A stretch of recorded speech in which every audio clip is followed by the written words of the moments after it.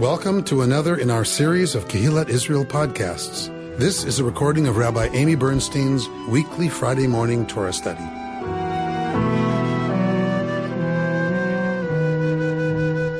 What we're looking at today is the middle section of Parshat Ki Tetze in the book of Deuteronomy. It is a collection. It is the last collection of laws in Deuteronomy, and it is a collection of laws that just kind of didn't fit anywhere else. And sometimes what it allows me to do, I was talking with my Chavruta partner. We talk, as you know, every week, and we've been doing this for years and years. And I said to her, she goes, "Yeah, it's a shame you're locked into that second, third." I'm like, "Yeah, I know." So she's like, "Because you could do this and you could do this and you could do this." I said, "I can't do any of those, Chana. I am stuck in the second triennial reading." So then she said, "Well, how about Slater's Ma'or V'Shemesh that we studied on this?" I'm like, "What?" So we looked at that text again together that we studied years ago. And I was like, "That's what I'm doing with them. That's what I'm going to do with them." She was like, "Really?" I'm like, "Really? I trust them. They can handle this. We're going to do this." So we are going to do today. I've done this with you before a little bit, but we're going to do it. Most of today is going to be about following the rabbis down a rabbit hole. The rabbis also had to deal with these texts that didn't seem particularly enriching in terms of how we translate this into spiritual teaching for our time. The rabbis had the same challenge we have. And so the rabbis were very creative because this was the material they used, all of it. Like this is all they used, right? They didn't read secular materials, many of them, right? They were really immersed in a Jewish context, and Torah was their sandbox. And it was all the toys in the sandbox. The verses, the words, the concepts are all the toys in the sandbox. And if you want some new toys, you're going to have to come up with it out of Torah. And that's what they did. And they were genius at it. Now, look, I know a lot of times it feels like a huge jump, particularly when you're just looking at the English. But fortunately, you have me here to help connect their jump through the Hebrew. Because often it looks like a huge jump to us in English, but if you look at the Hebrew, it's not as much of a stretch. But we're going to go down the rabbit hole that the rabbis go down, not just to show you how they do it, what their sacred play looks like, what their expertise is, what their creativity is, which is mighty. Not just because of that, but we're going to do it because I actually love the teaching that they come up with out of the verse you're not going to believe when we start. Okay? So I'm going to ask all of you to suspend judgment, Carol Kleinman, on what verse we're starting with, the verses that we're starting with. And I promise you, by the end of our shiur, by the end of our lesson together, you're going to have some wonderful ideas and teachings from the spiritual tradition. Okay, so that is my preamble. That is my, what do you call it when you already want to say something before you say something? Disclaimer. That's my disclaimer. Okay. So first of all, let me give you a little bit of background on the actual psukim, the actual verses we're going to look at. The verses that we're going to look at actually have to do with when Israelites go to war. And that's a lot of what the beginning of the Parsha is about. Ki tetze lemilchama, when you go out to do battle. We're going to look at these laws that have to do with the military camp and what's happening at the military camp. And it's all about protecting the holiness of the camp. What we're used to seeing is language like this around what? Around the Mishkan, around the tabernacle, right? All that stuff about encroaching, all that stuff about the kind of state one has to be in order to be in the presence of the tabernacle, the presence of God's kavod, God's concentrated essence that, remember, sits on top of the ark in the Holy of Holies in the Mishkan. All right. Now, why would they need to worry so much about holiness in the camp, in the military camp? Torah is going to give us just a hint about why. I want you to think about it. Some of our commentators, our great thinkers, have said, well, the ark used to go out to battle with the Israelites. They used to take it into battle. So that means when it comes back out of battle, it has to be in the camp. And therefore, the camp becomes like the Mishkan, that there's nothing around the ark to protect it from impurity. And if there's impurity around, of course, we know God's presence can't rest there. So the camp becomes, in fact, kind of a mishkan. Other commentators argue verse 15 in our parsha does not mention the ark. It just says God's presence is there because God is fighting on behalf of Israel. And so they are to be super careful about preserving the holiness of the camp. Whatever the reason, Torah is very explicit and has rules that we're going to look at this morning that have not much to do with how we usually think about the issues of human beings and what happens with their bodies. Okay, so this is where our parsha begins, which is actually a really lovely place to start. You shall not abhor an Edomite, for the Edomite is your kinsman. You shall not abhor an Egyptian, for you were a stranger in his land. So there is a long history of tension and not great relations between Israel and Edom throughout the Israelite history. And we're told here, they're still your kinsmen. So there seems to be an understanding, even by the time of the Deuteronomist, that even though there are tensions with Edom often, they are still, remember who the Edomites are traced back to. Do you remember? Who's the founder, the ancestor of the Edomites? Esav, right? Yaakov's twin brother Esav. Esau in English, right? So they are still your kin, even if we have ongoing problems with them. And it's a little odd, isn't it? That like here, don't abhor an Egyptian. Wait, what? Right? They oppressed us and we were in slavery for 400 years. Are you kidding? So this is a lovely thing to reach for, is not hating the people who oppressed us. Why? Because we were a stranger in their land. So before we were slaves, what happened? Do you remember? How did we get there? How did we get to Egypt? There was a famine, right? And Egypt fed us and we lived there. Joseph rises to power, if you'll recall. The whole family comes down. So we lived there as strangers, says Torah. So they hosted us, essentially. You owe them, not to hate them. Children born to them may be admitted into the congregation of Yod-Heh Vav-Heh in the third generation. So another way for us to remember that one did not convert to be an Israelite. So all this hoo-ha stuff about conversion happens way later. By the third generation, if they were still living in Israel, they were considered Israelites. Okay? So remember, boundaries were a lot more permeable in the ancient world. Identity was a lot less rigid the way we tend to think about it. And to become an Israelite, all you had to do was marry an Israelite man and you were an Israelite, right? So if you were living in Israel. Okay. All right. So lovely. Those are our two first sentences of our triennial division. All right. Now here we go. Here we go with the beginning of the section that we're going to look at.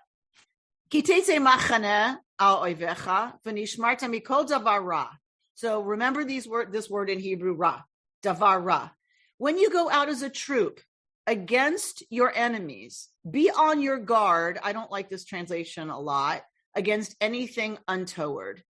Be on your guard against davar ra, any evil thing, any bad thing. Be on guard against any davar thing, ra, bad. Okay?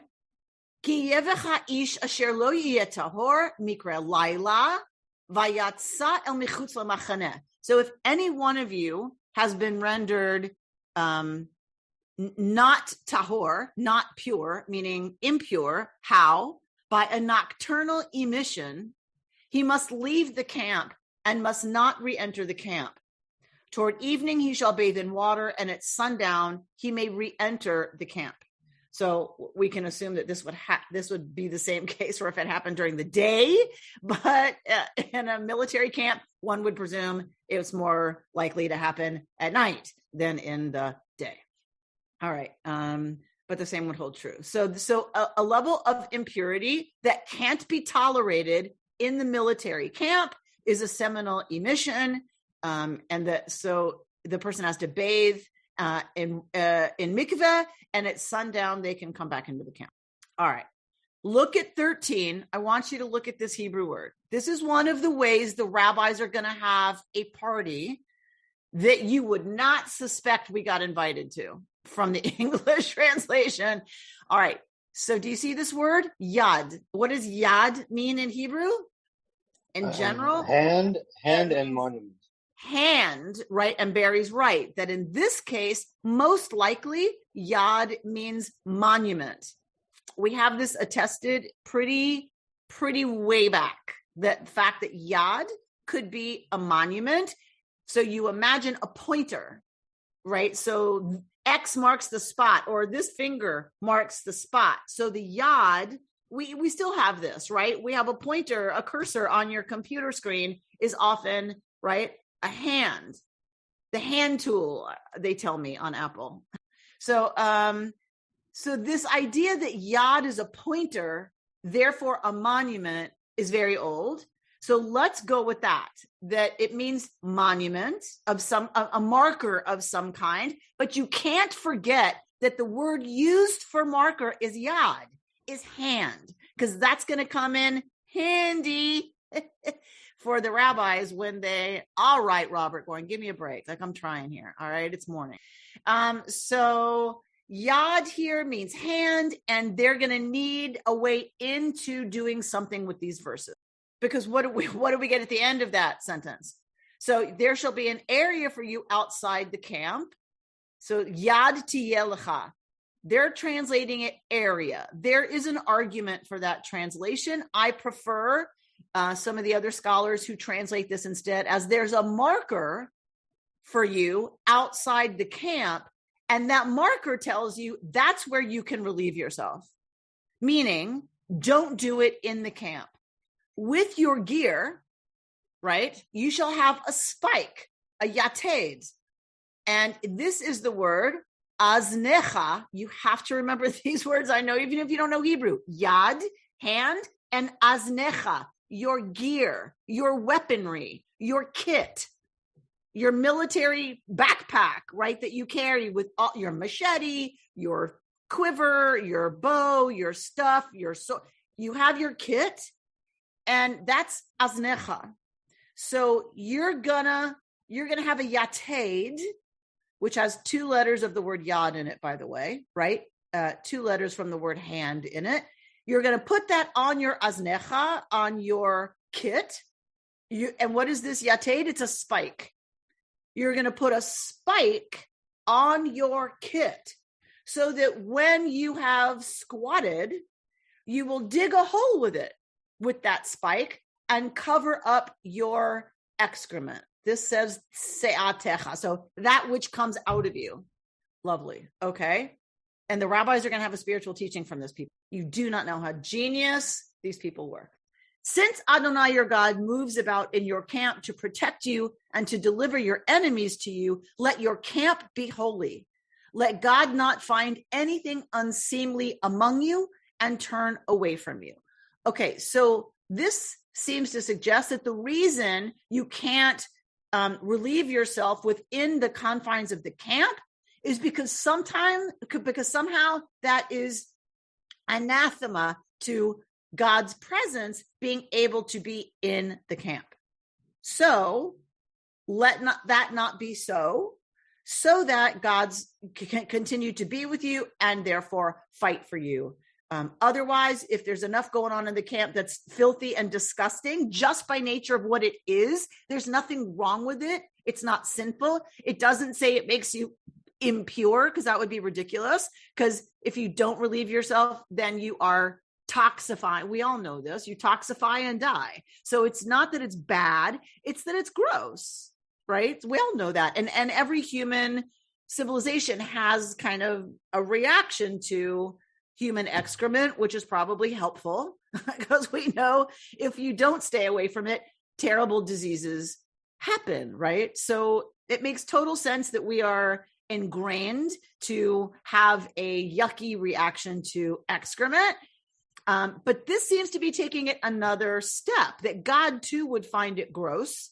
And so don't have it in the camp where you expect God's presence to dwell. We can assume they did not relieve themselves in the Mishkan. So it feels sort of consistent, right? That you wouldn't do that in the Mishkan, so don't do it in the camp where God is expected to be. Okay, lovely. Right? She's really going to stay with these verses for the rest of the morning. Yes, she is. Okay. Because look what the rabbis do. Here's what the rabbis do. We're going to now look at a text, and I'm going to walk you through it. Stay with me. We're going to walk through a text from the Ma'or Vashemesh, translated by Rabbi Jonathan Slater, who we learned with. And this is from the Institute for Jewish Spirituality, as you can see. So Rabbi Jonathan Slater has been working with the Ma'or Vashemesh. That's the name of a work. And so he is going to translate for us from the original Hebrew. And Barry, look how good I am for you. I even have the Hebrew for you, Barry, if you want to check it out. So Ki Tetze. So the Ma'or Vashemesh is going to comment on Ki Tetze and is going to look at our verse, the verse we started with. When you go out as a camp against your enemy, take care against anything evil, right? We translated it as davar ra, anything. Here's thing, davar ra, evil. I like this translation better. Take you care against anything evil. If there should be among you a person who is not ritually pure because of a night accident, he's supposed to go outside the camp. But that they didn't continue with the verse. They're giving us just the certain parts of the verse that the Ma'or Vashemesh is linking together. So if you have somebody who's not pure because of a night accident, that's all he quotes of that verse, and then jumps right to a spike you should have along with your weapon. And then we get filled in the rest of the verse, right? You are to dig with it. And when you return, you're to cover up your excrement. For God walks about in your camp. So the camp is to be holy, so that God does not see among you anything of nakedness and turn away from you. Things, by the way, which the Canaanites were accused of doing. And that's how they got kicked out of the land. One of them has to do with nakedness, but we're not going there. It's fun, but it's not as fun as this. Okay. The sages taught in relation to this verse. You ready? Why are our fingers pointed like a spike? Speaking of spikes, why are our fingers? Why are they shaped like spikes? So that if we hear something improper, we can place our fingers in our ears. Very convenient. God provides us with ways to stop listening to anything untoward. Any davar ra, because davar doesn't mean just thing. What else does davar mean? It means word. So anything evil or any word that's evil, God has given us spikes to put in our ears. Similarly, they taught, why was the lobe created for the ear? So that if we hear something improper, we can plug our ear with the lobe. How convenient is that? I don't know how that works exactly. My lobes really don't go in my ear, but you get the idea. For all this, we still need to explain, in case that wasn't enough for you, in case that didn't close everything for you, we still need to explain why the verse regarding the spike follows the verse that preceded it. So what is the verse about the spikes? What does that come after? It comes after when you go out against your enemy, let there be no evil thing, right? Okay. Those whose inner eye is uncovered from the blind stupidity of the moment. Now here, Barry, just so you know, it's playing with seichel with a sin and seichel with a samech. And I believe stupidity is something about seichel with a samech. So those whose inner eye is uncovered, so they are wise, they have seichel, from the blind stupidity of the moment, another kind of seichel with a different letter, and who have dedicated themselves to go to battle. Now we're starting to see the connection. Of course. What is the battle that's being talked about here? Torah is not just true for the time of Torah, God forbid. Torah is God's ongoing spiritual revelation to us. We just have to dig. Get it? Dig. We just have to dig enough to find, thank you, Jody, the spiritual meaning here. Well, what is the battle? The rabbis go to battle all the time. And the people of Israel go to battle all the time. It's not just actual battle back in the day. This is spiritual teaching for our time. What is the battle always for the rabbis? The battle is the battle against the Yetzer Hara, the evil inclination, right? Think what jihad means. What is jihad, right? What is the real war, the holy war?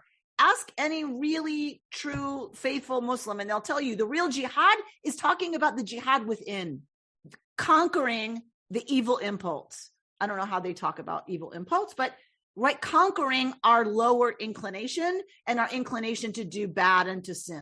That's the real battle. Well, of course, the rabbis know that. Here we go. So if you're doing battle and struggling against your Yetzer, and they mean you don't need to struggle against your Yetzer Hatov, your good inclination, so you don't even need to add Hara, right? The only Yetzer you need to really struggle against is the bad one. To purify their thought and heart in devotion to the Creator, to sanctify and purify their body and limbs, to avoid contact with foreigners. Now, we can take offense at that. That's fine. But remember the rabbis, they are very, very, very, very clear about their boundaries, Jew and everybody else, Goyim. There are Jews and there are Goyim, and they are very clear about this boundary. They had to be, right? The temptation to assimilate was huge. The temptation to fall in love with somebody who's not Jewish and marry them, and then you had to leave the Jewish world, you had to leave the Jewish community entirely. That was very tempting. And converting out was always very tempting. So they had to be very clear, right? That's contaminating. Any contact with Goyim is contaminating. So if you want to stay pure, you avoid contact with foreigners or the impurity of the impure side, the Sitra Achra, the dark side. For this, they must guard the covenant of the tongue, all right, which is parallel to the covenant of the flesh, and to keep their tongue from evil. Where is the covenant of the flesh? Where do we have a covenant in the flesh? That circumcision? Correct, with circumcision. So you see, they're going from when you squat to relieve yourself, they're talking to men. There are men writing this. There are men imagining what all this means. And they're talking to other men. When men relieve themselves, what are they holding in their hands? If they're not squatting, if they relieve themselves, what have they got in their hand? The covenant of the flesh.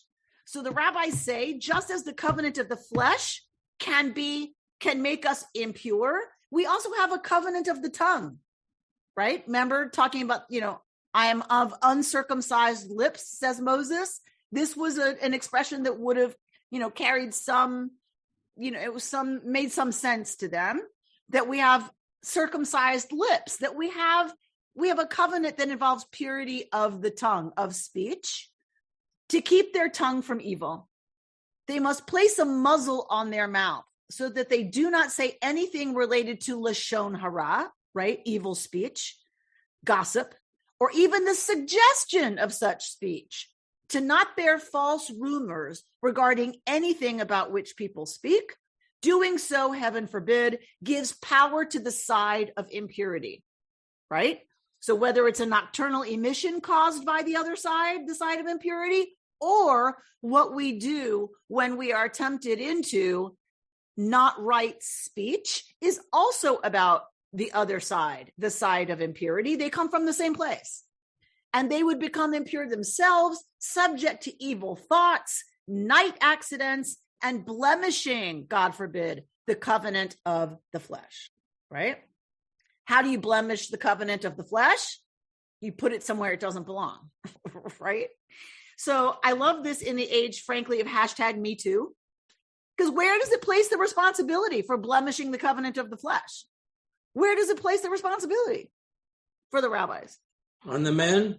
On the men, directly onto human beings. Once you start down a certain path, you start flirting, which is speech that is not appropriate or proper. First of all, you start talking to a woman who's not your wife. That's already a problem, right? Because then you start, insinuating, and then you start to flirt a little. Then you start to have fantasies about her. Now you've got a night emission. That's already a thing. But if that isn't bad enough, if it goes far enough, right, you're going to sleep with her, right? It leads to dancing. So you don't want that to happen, God forbid. So you just protect against that whole impure side by refraining from anything leading down that road that begins with the covenant of the mouth, that begins with speech. Do not enter council where you'll hear words spoken in a whisper, meaning things that people are embarrassed to say out loud. Because, what is that thing about if you don't have anything nice to say, come sit by me, right? Because you can't just say it out loud to anybody because who knows what they're going to think about what you have to say. You have to only whisper it to somebody is going to be okay with, right, what you're about to say, gossip or whatever. In this manner, you will more easily stop your impulses from querulous words that come from knowing little about the connection between this and that. I have to tell you, this came up in my rabbinate just this week. There was a conversation among some people in leadership that had no idea between the connection between this and that. There were a lot of assumptions made, and they were erroneous assumptions, and it led to some very tricky and difficult moments, all because talking was happening among folks who know little about the connection between this and that. It's not that they intended in any way to cause a problem, but it starts with that, say the rabbis, and then you're down a really rocky road. Feelings get hurt, things get said, they can't be taken back, right? Even if it's just, they don't know, they're just guessing. Well, guessing leads to assumptions and leads to erroneous conclusions that reflect back on the person they're talking about. So I love that this was just an issue, for me this week in dealing with and how we are as social beings, how we are as people who talk to each other. This is what our verse teaches: when you go out as a camp against your enemies to battle and vanquish your yetzer. Of course, that's what it means. Take you care against anything evil, davar ra, meaning diburim ra'im, evil speech, and tale-bearing.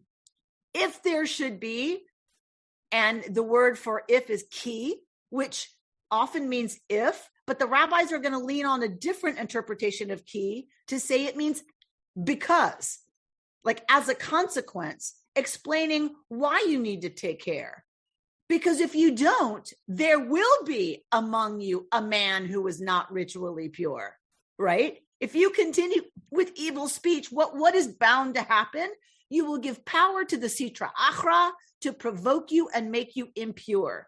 That is why scripture in the subsequent verses gives this advice: a spike you should have with your weapon, aznecha. Remember we said put it al aznecha on your kit? It would be better to place your finger in oznecha, your ears. So don't read aznecha. God has a sense of humor. God is making a little pun. And if you know how to interpret this stuff well enough, then here's your spikes. Put a spike on your kit, and don't put it al aznecha on your kit. Put it al oznecha. Put them in your ears. You got to love the rabbis. You have to love the rabbis, people. And not know what is spoken, lest lashon hara should be in your ears when you later uncover. We're not done, but okay. I want to pause there to see if there's any burning question, anything that anyone wants to say so far.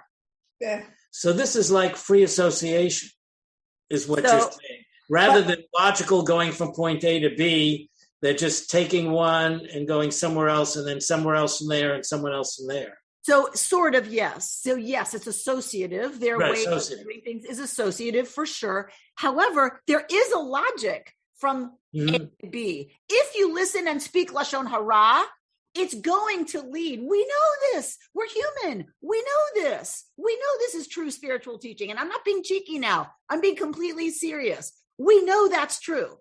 The minute you start talking and listening and participating in evil speech of any kind, we know what happens. Even if you don't do an action that's so terrible, come on. It changes our character. It changes how people see us. If someone says, if you have nothing nice to say, come sit by me. Well, if they're always calling, Barbara Klein over, you know what Barbara's listening to because she's sitting over there by Judith Ubik. So we know what they're talking.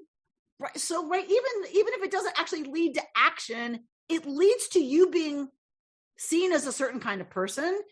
You become a certain kind of person if you participate in a lot of that, right? So So that's logical. So what the rabbis do, though, that to me is so brilliant, is that they read it back into the text in a way that makes sense. Crazy enough. Take a spike, put it in your ears is very close to, right? It said yad. There's a yad. The yad tells you what? To take the fingers of the yad, right? The monument is a yad, is a hand. Take the spikes of the yad is what it's there to remind you, and put it not al aznecha on your gear, but al oznecha in your ear. Your ear. It is just a beautiful play on words that's just genius to me, right? So it's like, stop up your ears from even listening to that kind of garbage. Now, if we want to make a jump, think about how much garbage people are listening to right now. Fake news, alternative facts, conspiracy theories. This is a serious teaching the rabbis are giving us. Once you start listening to that crap, right, it is a fast track down a very dark hole. Yeah, Judith. Two things. What does Vashem mean? I'm thinking of Yad Vashem, the pointing to names. So a monument to names. To the names. Secondly, I've understood that even if you start talking about somebody in the positive, it can very quickly turn to yes, but, and then it automatically proceeds to go down that hole again. Right. And we've talked about this. The rabbis are very clear. You shouldn't be talking about other people at all. Period. Period. And finally, I always thought that the nighttime emissions were sexual in nature, not necessarily just excrement, but that they were men's fantasies and steaming. That's different from excrement. We have both here. We have night emissions, and we have when you squat, you will cover it up, and you can't do it inside the camp. Those are two different things. But is it referring to both? Yes. Okay. The text actually in Torah says both. There's the case of someone having an emission. They have to leave the camp, and you have to leave the camp to relieve yourself. Right. So both are here. Okay. They're not related in that sense. The rabbis do a little bit of associating by saying what causes night emissions is the sitra achra, the side of impurity. Because night emissions are you having a sexual fantasy that's just not about your wife. Right. Sorry to say. I mean, I don't know. I'm not a man. But right, it's generally not about your wife. So it's thoughts and dreams from the impure side that actually causes a man to become impure because he has a night emission, right? And the same, and so I don't know where I was going with that, but so the same with our tongue, that we get pulled by the side of impurity, right? Like men do by having a night emission. We get pulled from the side of impurity to violate the covenant of the tongue, to lashon hara. To lashon hara. And I'm also thinking this is how cats operate. They cover up their own excrement. Right. Wasn't there a sense in Torah that things that come out of the body, and this would apply to menstruation as well, that there's something strange and a lot of ritually impure about them? So I wouldn't say strange, because it happens regularly to most women and to most men, and in terms of emissions. No, because even if you have sex with your wife, you're rendered impure. It's that things that live inside the body, when they come out, interestingly enough, it's never said about relieving oneself anywhere. Here, isn't it? Everybody would be impure all the time, several times a day, depending how much water you drink. If you were impure every time you came into contact with urine or excrement, you would be impure a lot of the time. So that is never included. Other emissions that are not usual in terms of your daily routine that come out of you render you impure. Semen, menstrual blood, and then the oozing from a wound when we talk about leprosy. Okay. So did anyone else have their hand up? Breast milk, no. Amy? Breast milk, okay. no. So, Emmelinda, it's a good point. What does that suggest about breast milk and about breastfeeding? That it's sacred. That it's a normal, natural part of your daily routine, just like urinating. And it's life-giving. But it means if you rendered a woman impure every time she breastfed, she would have to breastfeed outside the camp forever, right? And they nursed kids till they were 3 and 4. Plus, in the old days, the milk went directly into the mouth of whoever was drinking it. It's only now that the milk goes with these pumps or whatever into some kind of bags. But semen could go right from his penis into her vagina. So it doesn't. I mean, that doesn't.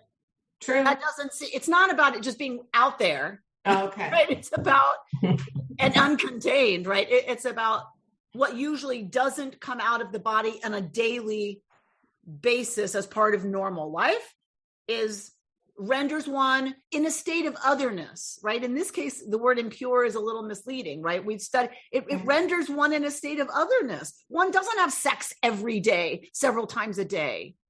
Most people don't have sex several times a day, all day, every day, right? And so when you do have that kind of intimacy with your partner, you're in a state of otherness. That's fine, right? But if you did that with breast milk or relieving yourself, you would be in a state of otherness too much of the time to function, right? As part of the community.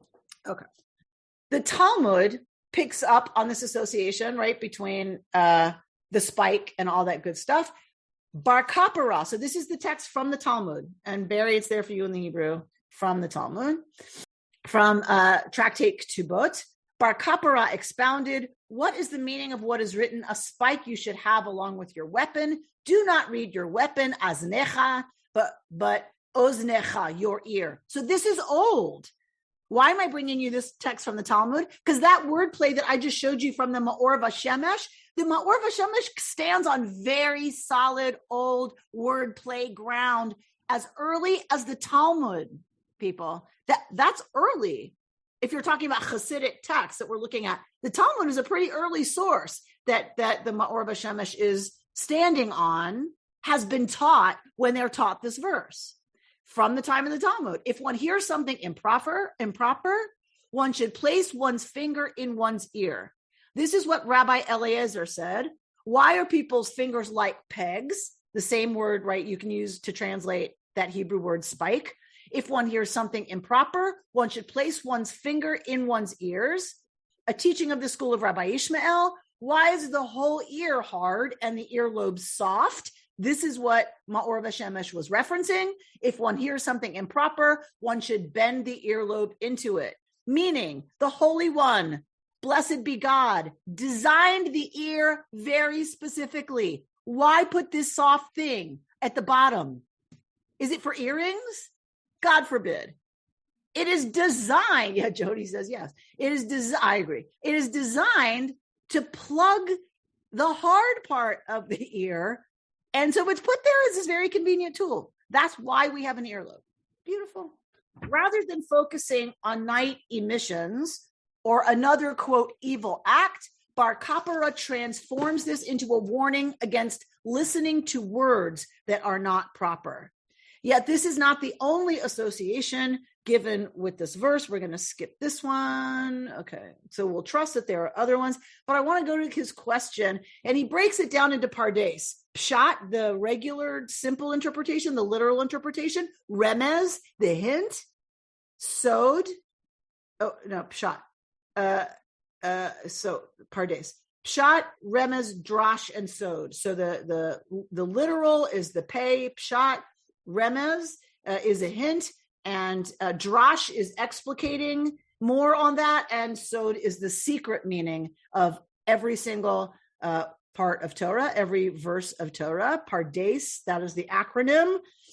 So let's look at remez, his interpretation of remez, of what is this kind, what are some of the hints we can pick up on? How do you relate to the image of battle with the Yetzer Hara? Mark Fish, Robert Siegel, y'all have a field day with this, right? I'd love to hear what y'all have to say about this. how do you relate to the image of battle with the Yetzer Hara? Obviously, some people are going to hate that language and they're going to say, we have to engage, blah, blah, blah. We have to make peace with the other. Okay, whatever. We have to incorporate them or something, whatever. So this image for the rabbis is it's a battle. It's a fight with the temptation to gossip, the temptation to fantasize about someone else, the temptation to say, look at him. I can't stand him. Look at that look on his face, right? So whatever it is, we have a lot of temptation that we're constantly battling against. Do you feel that you must constantly be on guard, ready to defend yourself from distraction, impulse, thoughtlessness? Do you have strategies to overcome the pushes and pulls of the Yetzer Hara? Do you relate in a different manner? What, how, or when? So I want you to hold that, reflect on that. Like for me, it's impatience. It's true. I feel like I am constantly being pulled towards impatience and careless speech as a result of that, right? What are our strategies to overcome the pushing and pulling of the Yetzer Hara, whatever it is for us? Okay, so hang on to that. I want to go down to a little bit from Sod, from kind of the secret meaning, the deeper mystical spiritual meaning of this. Toward the beginning, Rabbi Kalanimus Kalman identifies, he's who we looked at earlier, identifies the person who strives to avoid such speech as one whose inner eye is uncovered from the blind stupidity of the moment. So here's sichlo and sichlut. So this is what I was talking about. Sechel with a sin and sichlut with a samech. One means, wisdom, and one means stupidity. So in this phrase, we find the contrast between sechel, right? And so he's laying it out here for us. We train to open our inner eye of wisdom to avoid small-minded foolishness. But what is foolishness? It is sichlut hazman. Now listen what he's going to do. Sichlut, foolishness, hazman, of the moment. That's what Kalanimus Kalman said. Slater is saying, let's do more with this sichlut hazman, this foolishness of the moment. It could also be the stupidity of the times. Hallelujah. Right, people? Are you with me on this? Right? Sichlut hazman is not just momentary foolishness, right? Because we're momentarily distracted or impatient or whatever it is we are. Rather, zman means time. So it could be the stupidity of the times. We are living, right, with incredible amounts of stupidity of the time, I think. Whether it's about climate change, race relations, right, public policy, public health, for crying out loud. In the former case, Rav Kalmish reminds us not to get caught up in the events of this moment as they are final, permanent, conclusive. Like the moment is not permanent. It's a moment. It will pass. Surely we are to pay attention to what is happening now. He's not saying be in denial about what's happening, how life is unfolding. Surely events may be distressing, confusing, painful. We certainly know a lot about that right now. We may witness people behaving badly, right? Don't even get me started right now on anti-vaxxers. We may see what looks like a threat to us, a potential loss, or a potential conflict. Hello. I feel like he was just reaching into my life and like preaching, right? I am so tired of the garbage that I just can't even believe it. And I'm not saying I'm right about even most stuff, but come on, like the kind of crazy, they're chipping us, they're putting a microchip in us with the fact that it's like, come, really? Do you have a phone?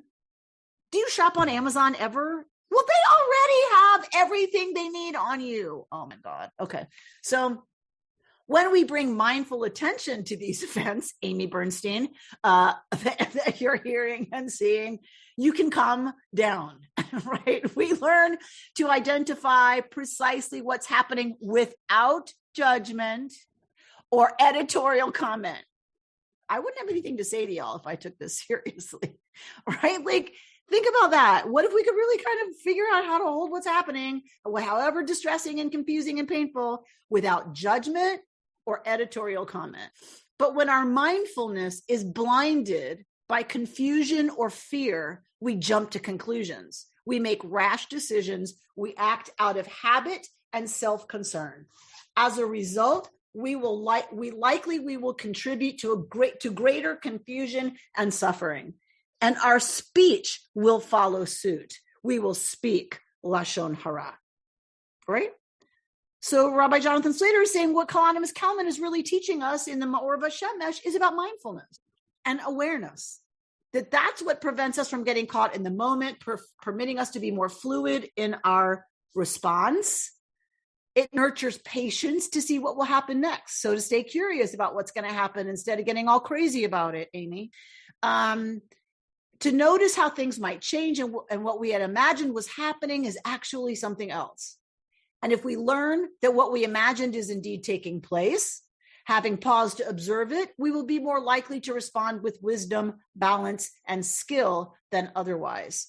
This applies then to the second translation of this phase, stupidity of the times, when we are mindful to learn to observe what is happening around us, allowing us to ask the question, who says, is this really so, blah, blah, blah.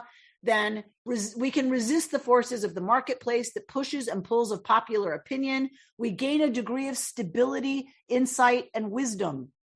Rather than contributing to the destructive discourse of accusation and rebuttal, of taking sides and accounting winners and losers, we learn instead to use our words to heal, to encourage, and to chastise with love.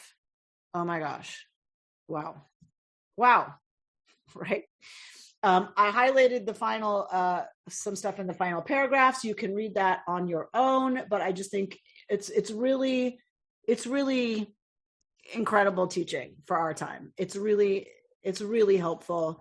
He talks about, when we stop our ears from listening to negative voices, those snippy comments offered sotto voce, right? We're in such bad habits about that.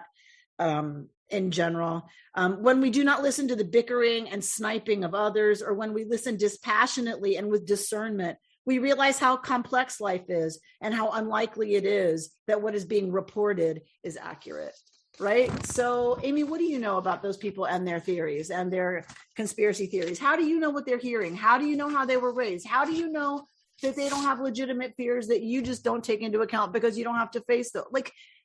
Life's complicated. And when we can hold things as a little more sophisticated and a little more intricate and a little more complicated, then we'll figure out that what's being reported is usually not exactly accurate, right? Even the trusted sources that we tend to believe, they have an agenda too. They have a perspective too. And it's the one we agree with, and it's the one we tend to want to hear, but we don't do a lot to try to figure out what is actually going on for those other folks who were so ready to judge and so ready, to dismiss and so ready to demonize and otherize, right? And I just think these teachings from the Hasidic tradition that they read back into Torah, they've got teeth. They've got a lot of teeth, because I can so easily apply most of this to right now without any effort, no effort. And if I really took this seriously, what would it mean? What if I carried these around as spikes, as ear pegs? What if I really carried them around like that? How often would I do this if I really wanted to live into the spiritual values that would make me a kinder, wiser, more compassionate, more patient, deeper person, better person, right? I'd be putting my fingers in my ears a lot.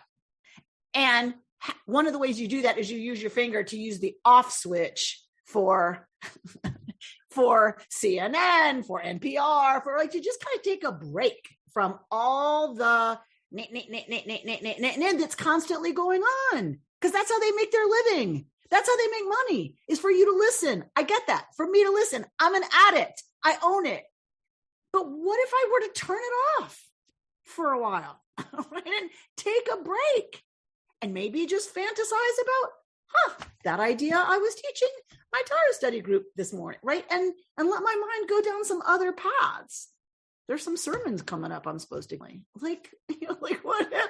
Or just, I was reading this article that Michael Schwartz pointed me to from the New York Times about this advice about creativity in our elder years is about allow yourself to waste time the way you did as a kid when you thought you were immortal.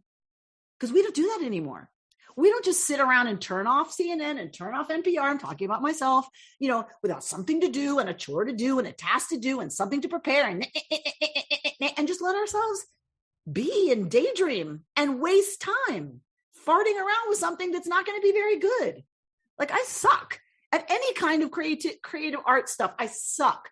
But what if I were to just allow myself to suck and just do it for the sake of doing it? Yeah, the artists are all nodding. So what if I were to just do that and quit judging so much and just let myself play like you used to with crayons? What if we were to go back to wasting time as being valuable? Because once we get into this mode, we don't have a lot of time left. We got to use every second productively. We start to twist ourselves into something that is just not the best versions of who we could. What can I tell you? Part of why I know I got to shut up, but I know I wanted to do this with you partly because I can read a verse of Torah with my chavruta partner and know that there's got to be stuff like this about it, right? But you can't know that and trust that and the gorgeousness of how broad and deep and amazing this tradition is until you get exposed to it. So part of what I realized was this may not have been the most exciting part of Torah to teach. It doesn't mean there isn't Torah in our tradition around these verses to teach. There's a lot. You've been listening to Rabbi Amy Bernstein's Friday morning Torah study from Kehillat Israel in Pacific Palisades, California. For more information, go to our website, www.ourki.org.